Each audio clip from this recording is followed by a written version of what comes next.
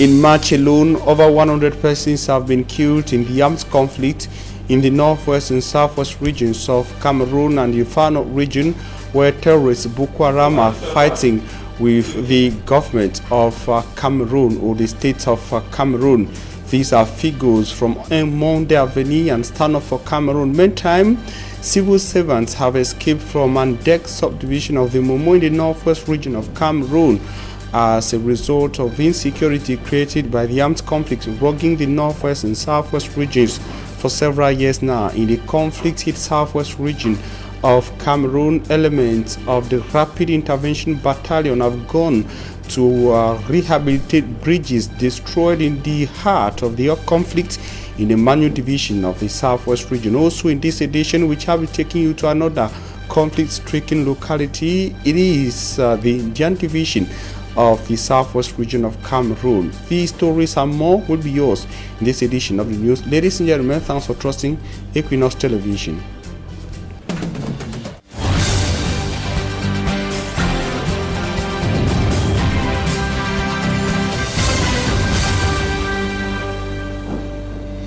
You're on to the primetime newscast on Equinoxe Television, live from our central news desk in Douala, Cameroon's economic capital city.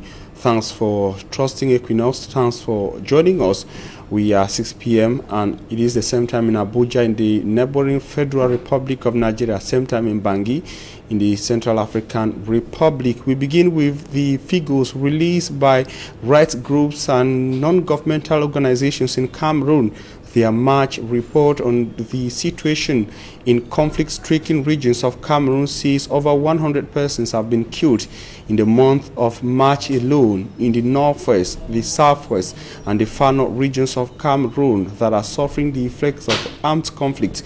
In the two Anglophone regions, it is known as the Anglophone Crisis, and in the far north region, the state of Cameroon is fighting with a group of terrorists under the name Boko Haram. Details with Charles Kamer in the following report. We shall be coming back to that report compiled by Charles Kamer on the reports of allengagedcitizens and Stand Up for Cameroon, as well as other non-governmental organizations and right groups in Cameroon.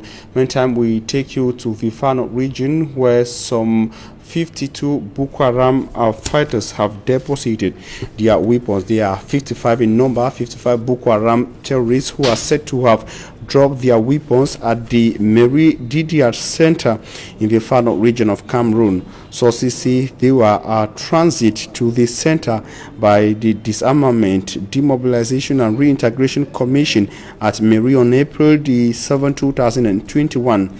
The surrendered fighters included some 32 fighters who are women, and that is children fighters or child soldiers, as you can put it. 22 in number, 11 women and 12 men. They all were fighting with Boko Haram against Cameroon. The state media in Cameroon reported that the fighters have expressed regrets for all atrocities committed while fighting for Boko Haram against the state of Cameroon. The head of the DDR Center in Kmer in the Diamare division of the Far North region of Cameroon, Omar Bashir, says the repentant Boko Haram fighters are as a result of a series of civil-military actions carried out by the multinational Joint Task Force against Boko Haram. The multinational Joint Task Force against Boko Haram is made up of soldiers from Cameroon, Chad, the Federal Republic of Nigeria, and Niger. And now we take you to talk to the conflict-hit southwest region of Cameroon to talk about the activities of elements of the Rapid Intervention Battalion that is in the conflict, in the heart of the conflict in the Anglophone regions of Cameroon. Elements of the Military Engineering Corps, some of them from the detachment of the Rapid Intervention Battalion, have rehabilitated some 3 bridges in some localities of the southwest region. The 3 bridges, according to local sources, are rehabilitated at Keshem, a village in Mamfe Center of the Manu division of the southwest region of Cameroon. The soldiers say the bridges were destroyed by separatist fighters demarcating of Keshem and other localities of Manfi subdivision from the rest of Manfi subdivision, the entire Manu division, and the southwest region of Cameroon. And I will take you to the Indian division of the southwest region, where the divisional officer for the Indian division says COVID-19 is being handled at their level in that part of the region, but however expressed worries that some mayors of the locality in most parts have not been contributing enough to fight COVID-19. The duo, Fowang Lawrence, speaking to our correspondent in Boya in the southwest region, indicated that they have successfully contained COVID-19 as just 2 persons have been killed so far since the outbreak of the second wave of COVID-19 in the Indian division. Derek Jato has more in the following report. Indian division and the COVID-19 pandemic. Due to our rigorous management, we have registered 2 deaths. 2 deaths to us is so many. It was the wish of this division here in the southwest region to register 0 deaths, but unfortunately 2 lives were lost to COVID. But observers say this division is rather fortunate, for there are very little signs to indicate that Indian division can fight back the pandemic in any way. I want to say that in some subdivisions, like Idabatu, Kumbo Itindi, Toko, Kumbo Abedimu, and Bamuso, there are no health personnel. So you imagine an instant where there is an overwhelming breakout of COVID-19. It means that all of this population will perish. And Fowang Lawrence, the senior divisional officer for the said division, is also having tough times with some of his collaborators. What was supposed to be a coordinated campaign against COVID-19 is now failing. How come that only the DOs are championing the implementation of government measures against the COVID? Meanwhile, the mayors who understand the dialect, who understand their people, have absconded. And in the days ahead, I'm going to institute or I'm going to commence necessary administrative procedure to destitute him. There are 9 councils in Indian division, and reports say some of the mayors have disappeared, and so too the funds that were made available to combat the campaign against COVID-19. Some of these mayors have absconded their municipalities. So you ask me the question where they are using the funds. The chief executive officer is now turning to other elite of his division to think about their loved ones back home.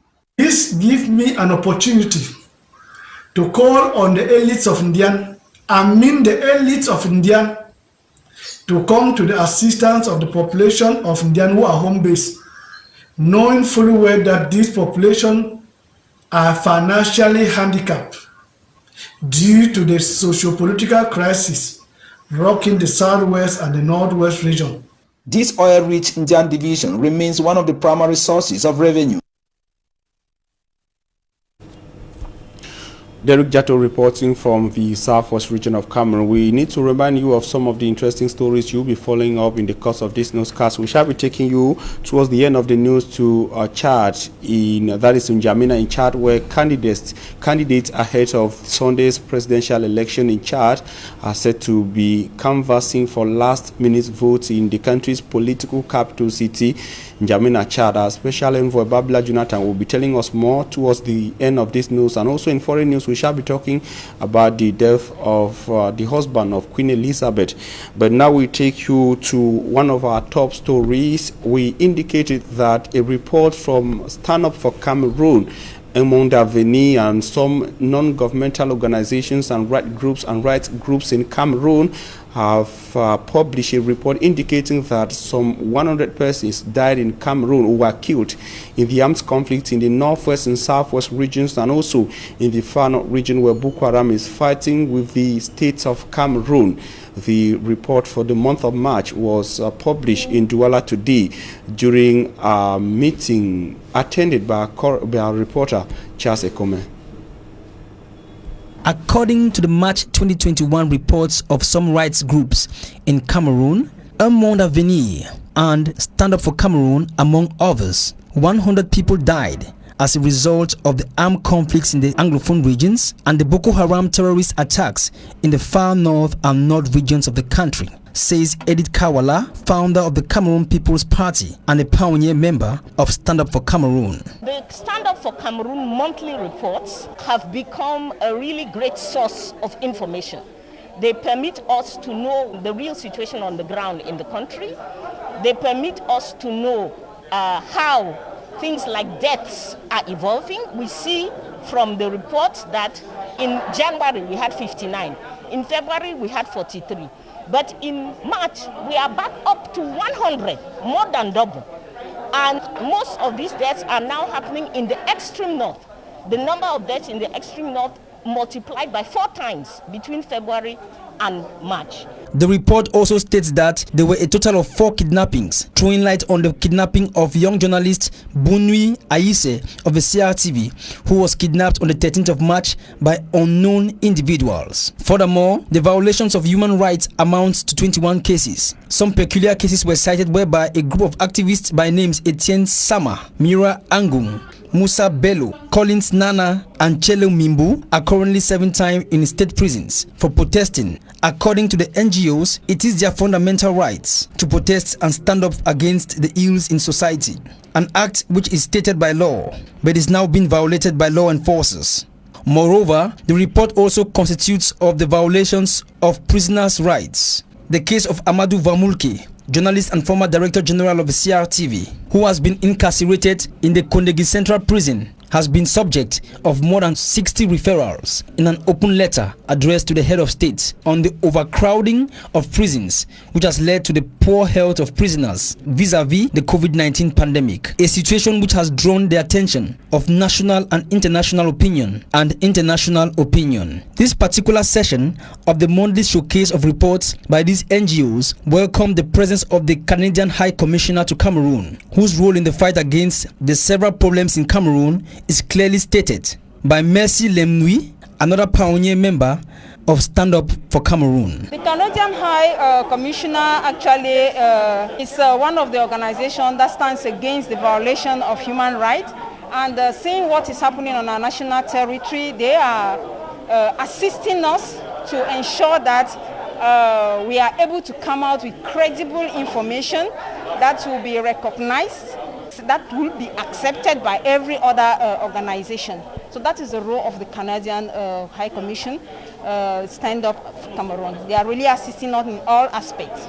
Given that the situation in Cameroon is worsened by the day, these organizations noted down some key points for the populace to note. They consist of tensions between the Bar Association and the government, the situation of the CRM political party activists incarcerated on the 22nd of September 2020, the situation of 4 militants of Stand Up for Cameroon movement who have been incarcerated as well, the massacres of students in Kumba, those missing in the Boko Haram conflicts in the northern territory of the country. All these points enumerated closes down to one fact: what is the government doing to remedy the situation in the country? And the conflicts in the regions have not only seen loss in lives, but has caused some persons to abandon work. A case in point is Andek subdivision in the Momo division of the Northwest region, where some civil servants are said to have abandoned service in Andek subdivision, staying away from the subdivision but consuming running credit meant for the subdivision. This is the way the mayor for Andek subdivision, Umbaku Hele, described civil servants talking. That is when he was speaking to our Northwest regional correspondent Mbu Stella. The mayor is angry and says those who do not want to work in Andek should not collect running credit and salary meant for workers who are based in Andek. Her report. Office in 2021, a sign no school activity has taken place here since the crisis escalated into an armed conflict. At the SAR SM, like the government high school in Andek subdivision, office documents are looted, furnitures broken, and machines destroyed. About 90% of administrative services have been abandoned by the respective service heads. They, according to the mayor, blame their absenteeism on the uncertain security climate in the area. A claim the mayor of Andek debunks, asking runaway service heads to either return or resign. The heads of services that have been deployed to serve my people in Andek municipality, in the subdivision, in the large majority, about 99% of them, have abandoned their offices. And the irony is that they are the first people to run around and want to liquidate the projects or the credits that have been sent for them to use here in Andek. But I believe you, I think that they should resign. Normal life has been interrupted in Andek by what is known as the Anglophone crisis. This has left many stranded in their communities. I am so particular about the school sector, school and health sectors, but those are social sectors. And you will not imagine that just yesterday we had 2 serious cases here, 2 health serious cases that had to go to Bamenda because of the absence of a medical doctor. The mayor says security has been stepped up, and aside the tragic attack on the convoy of the senior divisional officer from Momo on January 5th, no gunshot has been heard in Guy. He also says the town is safe and the fleeing population can now return and regain normal lives in their communities. But those who spoke to Equinoxe television on the basis of anonymity say their challenge for now is the road leading to Guy from Bangui.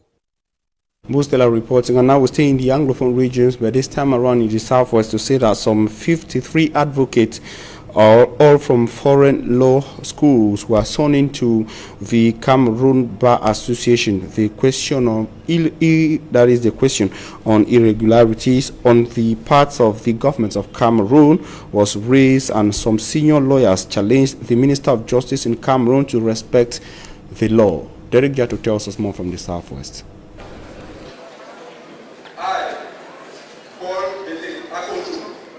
This traditional oath-taking ceremony is a witness testifying the confirmation of this advocate into the Cameroon Bar Association. And Barrister Eno Benjamin, the bar president representative in the Southwest region, has their academic background. This particular set of lawyers, 48 of them came from the Nigerian Bar Association. I think 2 or 3 are from the Sierra Leonean Bar, and we have 1 from Gambia. 53 and all from foreign law schools. Some senior counsels in their submission revealed that the law is being violated by the Cameroon government in this domain. It is worrisome for us because, as I said before, the Bar Council would love to have examinations organized according to the law annually. It's worse than worrying that we spend years. The law says we're supposed to organize exams every year. We pass years without organizing because either the means is not there, or we want to limit the number of the people who are going in. But when they cross the borders, they go out, they spend 2 years, they come back. That same law obliges us to swear them in. They are here now and legally equipped to swing into action in a challenging society. But they must not. You know what lawyers do? You take care of the weak. You work against the strong, because the strong will always want to smash the weak. In the case of the government and the society, the excesses of the government should be checked by lawyers. What we lack today as value in the Bar Council is the inability to speak truth to power, the inability to be proactive in ways that protect the interests of lawyers. These are issues that I intend to address as an influential member of the Bar Council. And present was Barrister Claire Tangana, president of the Cameroon Bar Association, who drew the attention of these fresh legs into the bar. That good reputation is earned, not given. A lawyer is a lot of work. Morning, noon, evening, you have to work to have success. It's not given. And before their friends, family members, and the authority, these newly sworn-in advocates registered their readiness I wish to render justice and to assist the court and make it possible that justice be rendered to patriotic Cameroonians who are faced with various difficulties. This April 7, 2021 ceremony took place in strict respect of the COVID-19 measures, as even the test against the pandemic was seen carried out at the explanade of the Buea Court of Appeal. The legal minds say they don't only want a just society, but a healthy one too. Some 3 tankers have been intercepted by security forces in the West Regional Chieftain of Bafoussam. According to security sources, the owners of the tankers were caught in an illegal process manipulating petroleum products, as Matt Njikangebre tells us in the following report. From a distance, one will think this is a parking lot for fuel tankers in Bafoussam, West region of Cameroon.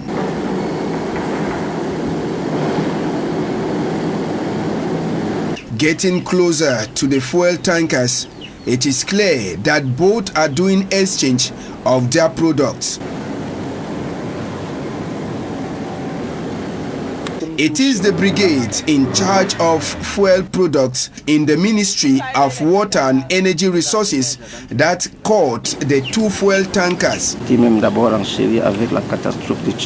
According to Nazer Eme, member of the brigade, one of the tankers had just collected fuel from the fuel depot in Bafoussam. Instead of distributing to filling stations, its first stopover was at this mechanic workshop at Fengoudron, Tepe Okwatas in Bafoussam, where it is collecting another product to mix with its original fuel before going to share. The capture of these 2 tankers falls in line with the ongoing fight against illicit sale of petroleum products along the roads. The drivers of the 2 tankers escaped, leaving their vehicles behind. And we'll take you to information out of Cameroon before taking you to the Sunday's presidential election in Chad, where we have a special envoy, Babila Jonathan. We take you first to the United Kingdom to say that Prince Philip, husband of Queen Elizabeth of the United Kingdom of Great Britain, has died at the age of 99, whose image you can see on your screen. A statement from the Buckingham Palace read, it is with deep sorrow that Her Majesty the Queen of England announced the death of her husband, His Royal Highness Prince Philip, the Duke of Edinburgh. His Royal Highness passed away peacefully this morning at Windsor Castle. The Duke was married to Queen Elizabeth II for over 70 years and has become the longest serving consort in the history of Britain. And back to Africa, candidates for Sunday's presidential election in the neighboring Republic of Chad are rounding up campaigns. They have been crisscrossing the country, especially the political capital city in N'Djamena, canvassing for last-minute votes. Our special envoy to the presidential election in Chad is Babila Jonathan, who is on the way to N'Djamena. Babila Jonathan, good evening. Last-minute campaigns are at the peak here in N'Djamena, the capital of Chad, ahead of Sunday's presidential elections. All around me here are militants, supporters, sympathizers of incumbent Idriss Déby Itno, who is seeking a 6th term in office. And I'm now going to talk to some of them who are here to get their idea, their opinions about these campaigns. Qu'est-ce que vous pensez par rapport à cette élection présidentielle de dimanche? Vous supportez bien sûr le président Idriss Déby Itno. Bon, d'abord, je m'appelle Bemadita Aristide. Le président Idriss Déby, il est le bon président. Il a beaucoup fait pour la nation tchadienne. Il a lutté contre le terrorisme et bon, aujourd'hui nous sommes sortis maximum pour le soutenir. Il est notre candidat et nous serons derrière lui pour ça.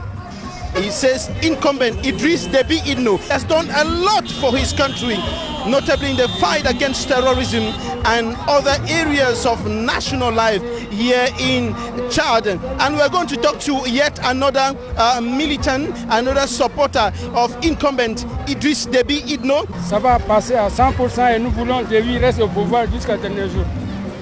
Seulement que lui, il n'y a pas autre personne qui va dire ce Chad là, seulement que lui. He is very much convinced, 100%, that incumbent Idriss Déby Itno will be maintained in power, will win Sunday's presidential election. And that is why they have been standing here waiting for the president in this last campaign meeting of President Idriss Déby Itno. And you can see right behind me, the whole place is full. They have all converged here in front of the Ministry of Economy of Chad on the road leading to Stade Idriss Mamakuya, and they are here championing the fight for victory for their candidate Idriss Déby Itno, seeking a seat term in office. One of them talking to me now is very convinced. What's your name? Mon nom c'est Célestin. Je suis le coordonnateur national Étoile d'Or. Coordonnateur national Étoile d'Or. Nous soutenons le maréchal Idriss Déby pour qu'on puisse arriver à la victoire. Premier tour KO, c'est notre choix préféré. Nous espérons que voilà, nous on va gagner cette élection. Inch'Allah, nous espérons qu'on va gagner ça. This youth leader says their choice, their best choice is Idriss Déby Itno, and they are standing with him to victory. They are moving with him to victory. That's what he just told me now.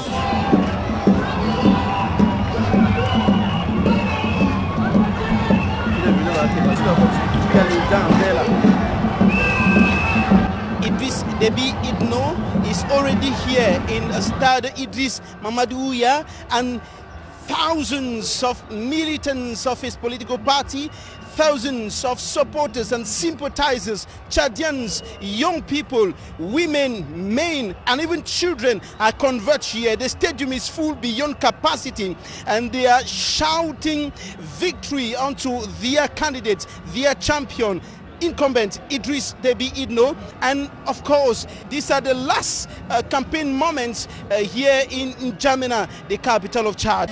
Incumbent President Idriss Déby Itno is urging his people to stand for him.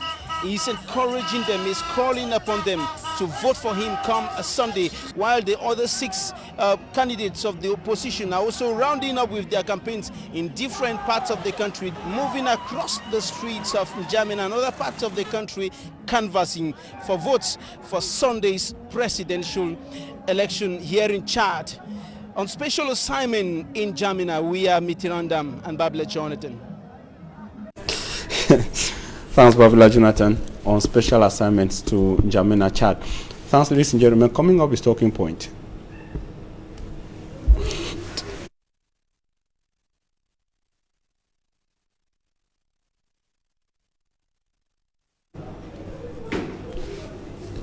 And apparently we will not be having the jingle for Talking Point. We go straight to our guests on Talking Points today. We are receiving a peace ambassador. We are receiving Tingo Meron. Thanks for accepting our invitation. Thank you, Mr. Babila. Greetings to all televiewers. Can you speak a bit louder, please? Yeah. Greetings to all televiewers out there. I wish to extend my condolences to the Christian community, to the entire Catholic church family, and for the loss, for the great loss that we just had, because we just lost a peace icon, an icon of peace, not just for the African, but for the world at large. Christian Cardinal Toumé was somebody. Were you inspired at one point in time by Christian Cardinal Toumé? Actually, I'm really inspired by him. The entire Peace Academy is inspired by all his works. I can remember the last time he visited Boya, when my director was present there. So he gave words of peace. So we really miss him, and we wish that somebody will come up. You are one of the peace coordinators of the Northwest Peace Academy, and expressing your worries and condolences after the death of Christian Cardinal Toumi. Now, say he inspired you, but are you kind of disappointed that his All Anglophone General Conference initiative finally did not go through and he had to leave the scene? Yes, actually, I'm not really disappointed, because at one time God gives somebody to solve a problem. Okay. I strongly believe that the people he has inspired so far will be able to take up the lead and will be able to make sure that peace return back to the entire country. Remember, when we talk of peace, we are not only talking about the Anglophone. We're talking about the region as well. We just had the March report of Monde Avenue, Stand Up for Cameroon, and other non-governmental organizations in Cameroon, saying that over 100 persons died in the month of March alone in these 3 regions as a result of the armed conflict. That is true. You know, as a peace ambassador, in my capacity too, as a young peace ambassador, we are working towards attending the Agenda 2030 of the United Nations, which was adopted in 2015. That was the 25th to the 27th. I believe that this is actually what we need. And the Agenda 2036, you see, the Agenda 2063 of the African Union too, which all this agenda focus around the problems we have. But when they set these agendas, I want to be very particular on the case of the African Union. They say they want peace all over Africa within 20 years, within 10 years, within 5 years. What do they do concretely? Because we understand that Africa is one of the countries hardest hit, and when we are having conflicts like the one in the northwest and southwest regions of Cameroon, we hardly hear the African Union pronouncing or making key decisions, steps and actions vis-a-vis the necessity for the crisis to come to an end.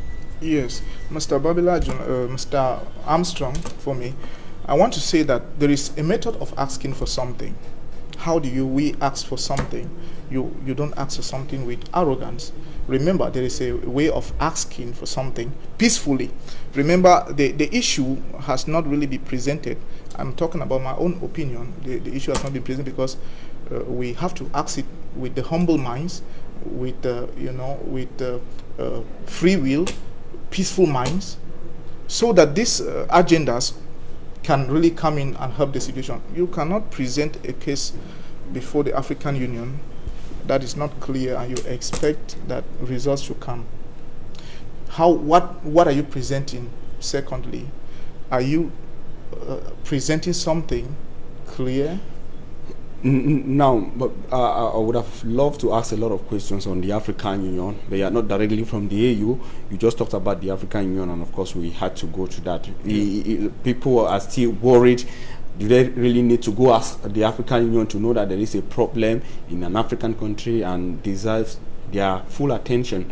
We are having people acting, the European Union, far away from Africa, making series of recommendations for the Anglophone crisis to come to. Now, I want to come back to the case of Cameroon. You as a peace ambassador and also an economist, what role can businesses, the economy, play to see a return to normalcy in Cameroon?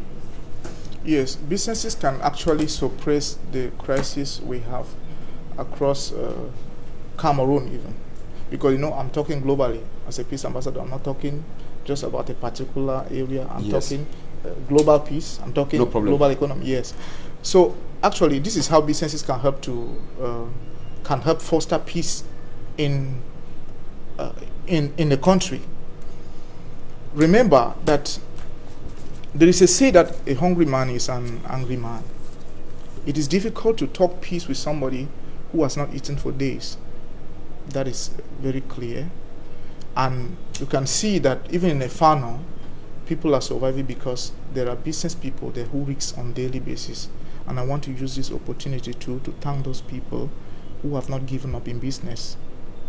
Secondly, in the northwest and the southwest region, just, I'm also a victim of the crisis too, but I've not given up. They still try to, buy things. Sometimes they create a lot of things to sell, to make sure the economy circulates, people can have something to eat. And this is just part of these agendas we're talking about, because the Africa we want has to do with creating a peaceful society. That's one of the things. But that is not just the only thing. But the agricultural sector was also one of these things. Even the Agenda 2030 of the United Nations was one of these poverty alleviation, to eliminate poverty and to fight unemployment rate, which is a universal thing that was adopted by all. Now, after having spoken globally and tried to indicate that most of the fightings are because people are hungry, now at your own level, what are you doing personally to see a change? Thank you for that beautiful question once again. What I've done as a peace ambassador, Kayenti is my product. When I realized that crisis broke out, people were affected with gastritis, hypertension, due to their loss of properties and loved ones, I developed an idea which today thousands of Cameroonians are living freely without gastritis, without hypertension, because of cayenne tea that I produced. And the tea is in the Republic. Yes. We have NGOs. I have NGOs that are dealing with the product. We work hand in glove with Noe Farm, which is in Bamenda. It's a renowned NGO, and others. But those things are not given freely to people. It means that only those who have money can be able to get that. It looks like peace will only remain within a particular class of the society. No, permit me once more, Mr. AntiSardinard. On the 19th of September 2020 in Boya, in a peace conference, when I launched a free distribution of 100 bottles of cayenne tea, that is one thing I did there. I did not do that because I'm just picking up. I'm a young man, and I have to do that because I needed to support those who came from different places, Monyenge, Moyuka, and the rest, and they are suffering. They have gastritis. They don't even eat.